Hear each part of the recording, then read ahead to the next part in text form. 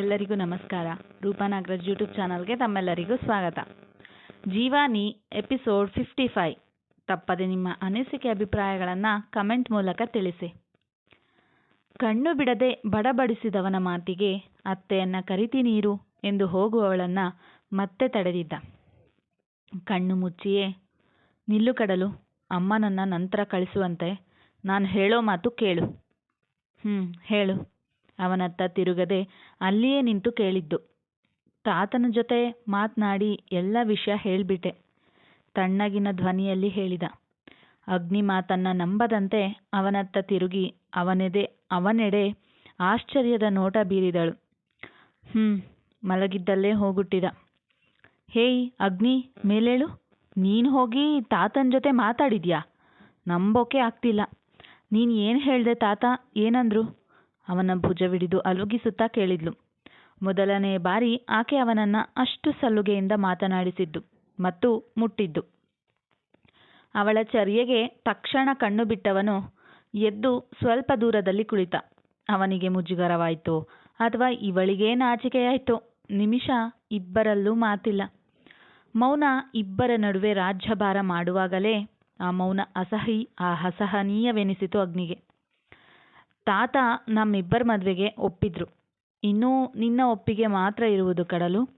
ಕಿಟಕಿಯೆಡೆ ದೃಷ್ಟಿ ನೆಟ್ಟು ಹೇಳಿದವನ ಮಾತಿಗೆ ಹೇಗೆ ಉತ್ತರ ನೀಡಬೇಕೋ ತಿಳಿಯದವಳು ಸುಮ್ಮನೆ ಕಾಲಹರಣ ಮಾಡುವುದು ಸರಿಯಲ್ಲವೆಂದು ಅರಿತು, ಅಗ್ನಿ ಜೀವನಪೂರ್ ಎಂದು ಮಾತನಾಡುವಾಗಲೇ, ಪ್ಲೀಸ್ ಪಿಟೀಲು ಕುಯ್ಬೇಡಮ್ಮ, ಏನಾದರೂ ಹೇಳೋದಿದ್ರೆ ಡೈರೆಕ್ಟಾಗಿ ಹೇಳು.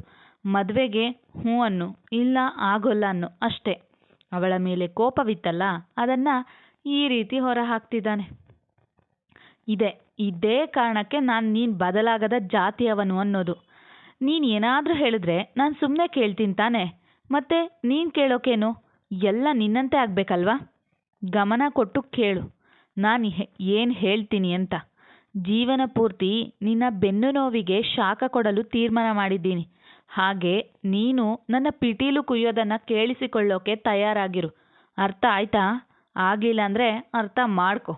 ಅವನದೇ ಧಾಟಿಯಲ್ಲಿ ಹೇಳಿ ಹೊರ ಹೋಗಿಬಿಟ್ಟರೆ ಕಣ್ಬಿಟ್ಟು ನೋಡೋ ಸರದಿ ಅಗ್ನಿಯದಾಯಿತು. ತಲೆ ಕೆರೆದುಕೊಂಡ ಮೊಂಡನಿಗೆ ನಿಮಿಷದ ಬಳಿಕ ಅರ್ಥವಾಯಿತು.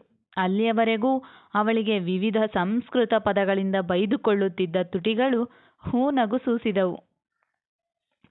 ತೇಜು ತಡೆದರೂ ನಿಲ್ಲದೆ ಕನಕನ ರೂಮಿಗೆ ಹೋದ ಇಶಿಕಾಳಿಗೆ ಅವ ಅಲ್ಲಿಲ್ಲದ್ದು ನೋಡಿ ಮಾವಿನ ತೋಟದ ಕಡೆ ಹೆಜ್ಜೆ ಬೆಳೆಸಿದಳು. ತೇಜ ತಡೆದರೂ ನಿಲ್ಲದೆ ಹೋಗುವ ಇಶಿಕಾಳನ್ನು ಕಂಡ ಕಡಲು ಅವಳನ್ನು ಕೈ ಹಿಡಿದು ನಿಲ್ಲಿಸಿದ್ಲು. ಬಿಡಿ ನನ್ನ ಕೈ, ಕೋಪದಲ್ಲಿ ಕೈ ಕೊಸರಿದಳು. ಅರೇ, ನಾನೇನು ಮಾಡಿದೆ ಇಶಿಕಾ? ಯಾಕಿಷ್ಟು ಕೋಪ? ಅರ್ಥವಾಗದೆ ಕೇಳಿದ ಅವಳ ಮಾತಿಗೆ, ಕಡಲು ಅವರೇ, ನೀವು ಹೀಗೆ ಮಾಡಬಾರ್ದಿತ್ತು ಕಣ್ರಿ. ನನ್ನ ಲವ್ ಫೇಲ್ಯೂರ್ ಆಗೋಕೆ ನೀವೇ ಕಾರಣ. ಜಾರುತ್ತಿದ್ದ ಕಂಬನಿ ಒರೆಸಿಕೊಂಡಳು ಸೊರ್ರೆನ್ನುತ್ತಾ. ನಿನ್ನ ಲವ್ ಫೇಲ್ಯೂರ್ಗೂ ನಂಗೂ ಏನು ಮಾತಾಡ್ತಿದ್ಯಾ? ಅದು ಸ್ವಲ್ಪ ಬಿಡಿಸಿ ಹೇಳ್ಬಾರ್ದ ಇಶಿಕಾ? ಗೊಂದಲದಲ್ಲೇ ಕೇಳಿದ್ದು ಕಡಲು.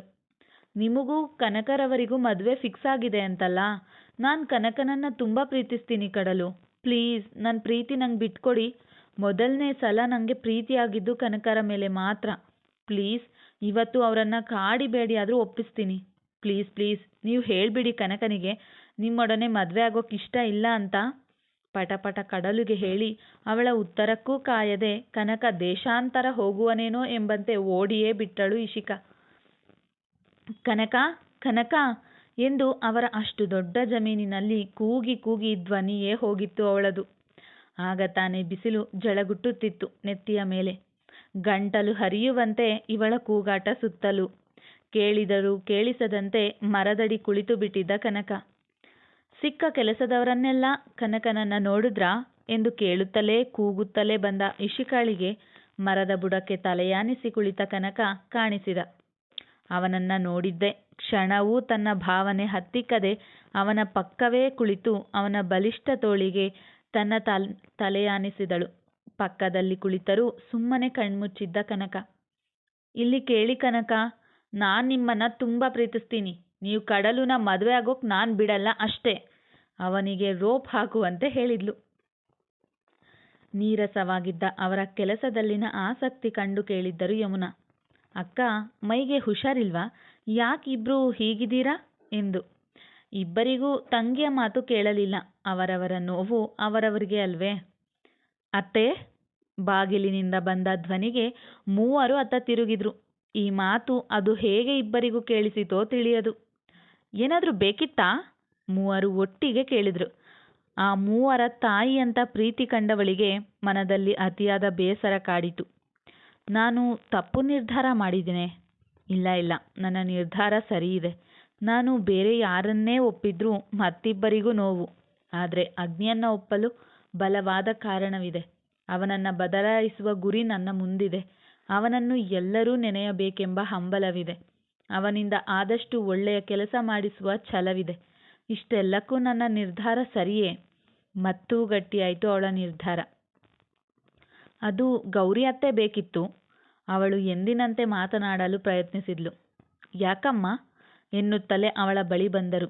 ಈ ಹುಡುಗರು ಅದೇನೇನು ಜಗಳ ಮಾಡಿಕೊಂಡರೋ ಮತ್ತೆ ಎನ್ನುವ ಆತಂಕ ಪದೇ ಪದೇ ಕಾಡುತ್ತಲೇ ಇತ್ತು ಅವರ ಮನದಲ್ಲಿ. ಅವರು ಅಡುಗೆ ಕೋಣೆಯಿಂದ ಆಚೆ ಬಂದ ತಕ್ಷಣ, ಅತ್ತೆ, ಅಗ್ನಿಗೆ ಬೆನ್ನು ನೋವಂತೆ, ಸ್ವಲ್ಪ ಶಾಖ ಕೊಡಬೇಕಂತೆ, ನಿಮಗೆ ಹೇಳೋಕೆ ಹೇಳ್ದ ಹೇಳಿ ಹಿಂದಿರುಗಿದಳು ಅಲ್ಲಿ ನಿಲ್ಲದೆ. ಗೌರಿಯವರಿಗೆ ಸಂತೋಷ ದುಃಖ ಒಟ್ಟಿಗೆ ಆಗಿತ್ತು.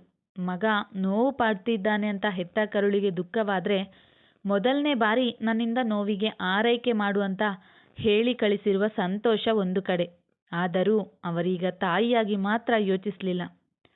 ಕಡಲು ಹೋಗುತ್ತಿರುವವಳನ್ನು ನಿಲ್ಲಿಸಿದ್ರು. ಏನತ್ತೆ?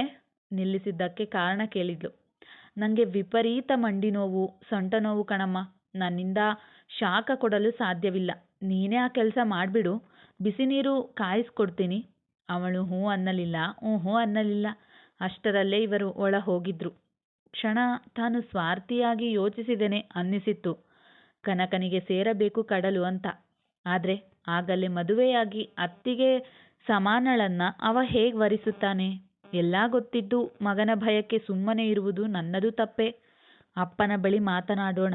ಆದರೆ ಏನೇ ಮಾತನಾಡಿದ್ರೂ ಕಡಲು ಕನಕನಿಗೆ ಹೇಗೆ ಸರಿಯಾಗುತ್ತೆ ಅನ್ನುವ ತರ್ಕದಲ್ಲಿದ್ದವರಿಗೆ ಅವಳು ಅಗ್ನಿಗಾಗಿ ಮಿಡಿದದ್ದು ದೊಡ್ಡ ಅಂತಿಮ ನಿರ್ಧಾರಕ್ಕೆ ಕಾರಣವಾಯಿತು. ಅತ್ತೆಯ ಮಾತು ಅಲ್ಲಗೆಳೆಯಲಾಗದೆ ನೀರು ಬಟ್ಟೆ ಜೊತೆಗೆ ರೂಮು ಸೇರಿದಳು ಕಡಲು. ಒಳ ಹೋಗಲೇ ಎಂಥದೋ ಹಿಂಜರಿಕೆ ಅವಳಿಗೆ. ಅಗ್ನಿ ತನ್ನೊಡನೆ ಒಮ್ಮೆ ಕೆಟ್ಟದಾಗಿ ನಡೆದುಕೊಳ್ಳಲು ಪ್ರಯತ್ನಿಸಿದ ಪ್ರಸಂಗ ನೆನಪಿಗೆ ಬಂತಾದರೂ ಮರುಕ್ಷಣವೇ ಅವನ ಒಳ್ಳೆಯತನ ತೋರಿದ್ದು ನೆನಪಾಗಿ ಶರೀರದ ರಕ್ತವೆಲ್ಲ ಮುಖಕ್ಕೆ ಅಪ್ಪಳಿಸಿದಂತೆ ಕೆಂಪಾಗಿತ್ತು ಅವಳ ವದನ. ಇವಳು ಒಳ ಬಂದಿದ್ದು ಕಂಡ ಅಗ್ನಿ, ಹೇಳೋದೇನೋ ಹೇಳ್ದೆ, ಆದರೆ ಇವಳ ಎದುರು ಶರ್ಟ್ ತೆಗೆಯೋದೇಗೆ? ಅಯ್ಯಯ್ಯೋ, ಬೇಡವೇ ಬೇಡ ಇವಳ ಕೈಲಿ ಎನ್ನುವ ನಿರ್ಧಾರಕ್ಕೆ ಬಂದಿದ್ದ. ಇವರಿಬ್ಬರು ಹೀಗೆ ಯೋಚನೆಯಲ್ಲಿ ಕಾಲಹರಣ ಮಾಡ್ತಿದ್ರು. ಶರ್ಟ್ ಎಂದಳು ಪಕ್ಕದಲ್ಲಿ ನಿಂತು ಕಡಲು. ಪರವಾಗಿಲ್ಲ, ಅಮ್ಮನನ್ನ ಕರಿ ಎಂದ ಅವಳತ್ತ ತಿರುಗದೆ. ನಮ್ಮ ಶಾಸಕರಿಗೂ ನಾಚಿಕೆ ಆಗಿದ್ದಿರಬೇಕು. ಅತ್ತಿಗೆ ಮಂಡಿ ನೋವಂತೆ ಅಂದ್ರು. ಪರವಾಗಿಲ್ಲ, ನಾನೇ ಶಾಖ ಕೊಡ್ತೀನಿ ಎಂದಳು. ಶರ್ಟ್ ತೆರೆದು ಮುಖ ಕೆಳಗಾಕಿ ಕಣ್ಮುಚ್ಚಿ ಮಲಗಿದ್ದ. ಮೊದಲ ಬಾರಿ ಆತನ ಆರೈಕೆ ಮಾಡ್ತಿದ್ಲು ಕಡಲು. ಎದೆಯೊಳಗೆ ಎಂಥದೋ ಕಂಪನ ಇಬ್ಬರಿಗೂ. ಆ ಮಧುರ ಕ್ಷಣ ಕೆಲ ಹೊತ್ತು ಅನುಭವಿಸುತ್ತಿದ್ದ ಜೋಡಿಗಳನ್ನ ಇಹಕ್ಕೆ ಬರುವಂತೆ ಹೊರಗಿನ ಪ್ರಶಾಂತ್ ರವರ ಧ್ವನಿ ಇಬ್ಬರನ್ನು ಎಚ್ಚರಿಸಿತು. ಮಾವ, ಸಪ್ತ, ತೇಜು, ಯಮುನಾ, ಗೌರಿ, ಬನ್ನಿ ಇಲ್ಲಿ ನೋಡಿ. ಅವರ ಕೂಗಿಗೆ ಏನೋ ಆಗಬರದ್ದು ಆಯಿತು ಅಂತ ಎಲ್ಲರೂ ನಡುಮನೆಗೆ ಓಡಿ ಬಂದರು. ಅವರ ಕೂಗಾಟ ಕೇಳಿ ಇವರಿಬ್ಬರೂ ಸಹ ಓಡಿ ಬಂದಿದ್ರು. ಟಿವಿಯಲ್ಲಿ ಬಿತ್ತಾರವಾಗುತ್ತಿತ್ತು ಅಗ್ನಿ ಕಡಲುಗೆ ತಾಳಿ ಕಟ್ಟಿದ ಪ್ರಸಂಗ. ಯಾವ ಸತ್ಯ ಜನರಿಗೆ ಗೊತ್ತಾಗಬಾರದೆಂದು ಇಷ್ಟು ದಿನ ಗುಟ್ಟಾಗಿ ಕಾಪಾಡಿಕೊಂಡು ಬಂದಿದ್ದರೋ ಅದು ಇಂದು ಎಲ್ಲರೆದುರು ಬಟಾಬಯಲಾಯಿತು. ಇಬ್ಬರು ಅಕ್ಕಪಕ್ಕವೇ ನಿಂತ ಪರಿಣಾಮ ಒಬ್ಬರ ಮುಖ ಒಬ್ಬರು ನೋಡಿಕೊಂಡರು. ಹೇಗೆ ಏನು ಅನ್ನುವ ಸಾವಿರ ಪ್ರಶ್ನೆ ಇಬ್ಬರ ಕಣ್ಣಲ್ಲೂ ವ್ಯಕ್ತವಾದರೆ ಈ ಕೆಲಸ ಮಾಡಿದವರ ರುಂಡ ಕತ್ತರಿಸಬೇಕೆಂಬಷ್ಟು ಕೋಪ ಅಗ್ನಿಗೆ ಬಂತು. ಮನೆಯವರೆಲ್ಲರ ದೃಷ್ಟಿ ಎದುರಿಸಲು ಕಷ್ಟವಾಯಿತು ಇಬ್ಬರಿಗೂ. ಅದರಲ್ಲೂ ತೇಜ ಕಣ್ಣು ಸಣ್ಣದು ಮಾಡಿ ಅವರತ್ತ ನೋಡಿದ್ರೆ ಪ್ರಾಣವೇ ಹೋಗುತ್ತಿರುವಷ್ಟು ನೋವಾಯಿತು ಅವಳಿಗೆ. ಅದರಲ್ಲಿ ನಗುತ್ತಾ ಕಣ್ಮುಚ್ಚಿ ಕೈ ಮುಗಿಯುತ್ತಿದ್ದ ಕಡಲು ಮತ್ತು ಅವಳಿಗೆ ತಾಳಿ ಕಟ್ಟಿದ ಕ್ಷಣ ಮಾತ್ರ ಸೆರೆಯಾಗಿತ್ತು. ಕಡಲು, ನೀನ್ ಹೀಗಂತ ನಾನು ಎಣಿಸಿರ್ಲಿಲ್ಲ. ನೀನು ಅಗ್ನಿ ಇಬ್ರು ಸೇರ್ಕೊಂಡು ಏನು ನಾಟಕ ಮಾಡ್ತಿದ್ದೀರಾ? ನಾವೇನು ನಿಮ್ಮ ಕಣ್ಣಿಗೆ ಬಕ್ರಾಗಳ ಥರ ಕಾಣ್ತೀವಾ ಅಂತ ತೇಜು ಬೈದ್ರೆ, ಇಷ್ಟು ದಿನ ಬಾರದ ವಿಡಿಯೋ ಇವಾಗ ಹೇಗೆ ಬಂತು ಅನ್ನೋ ಯೋಚನೆ ಅಗ್ನಿಗೆ. ಸಾಕ್ ತೇಜ, ಮತ್ತೆ ಹೆಚ್ಚು ಕಡಲು ಬಗ್ಗೆ ಹೇಳ್ಬೇಡ. ಅವ ಯೋಚನೆಯಲ್ಲಿದ್ದರೂ ತೇಜನ ಮಾತು ಜಾಸ್ತಿ ಆದದ್ದು ಅಗ್ನಿ ಅರಿವಿಗೆ ಬಂದು ಆ ಮಾತನಾಡಿದ್ದ. ಮುಂದುವರೆಯುವುದು. ಎಲ್ಲರಿಗೂ ಧನ್ಯವಾದಗಳು. ತಪ್ಪದೇ ನಿಮ್ಮ ಅನಿಸಿಕೆ ಅಭಿಪ್ರಾಯಗಳನ್ನು ಕಮೆಂಟ್ ಮೂಲಕ ತಿಳಿಸಿ.